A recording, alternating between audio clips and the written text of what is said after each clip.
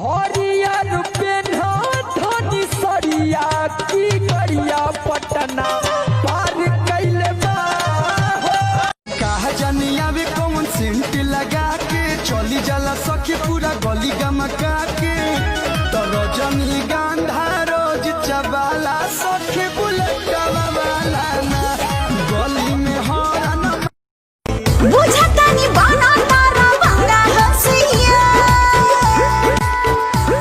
हमें हरी के सुख नहीं देह बुए रानी तके करा से मांगी उधार जानी काहे लेलू धना मुहमा फुला के मप को तो गलती जे हो गइल राते हाली से डॉक्टर बोला दिया सहिया कोकरी बना देला रात परी होइया कोकरी बना देला रात परी होइया सोचम जानी दिन रात एगो खोटा खोटा बात जल्दी छोड़ देबू साथ तो दीवाना का करी।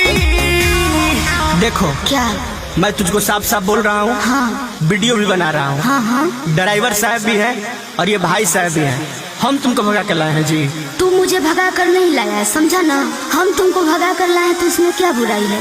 तारा संगे बानी हम पुलिस थाना का कोरी बानी तू जाना राजू तो जमाना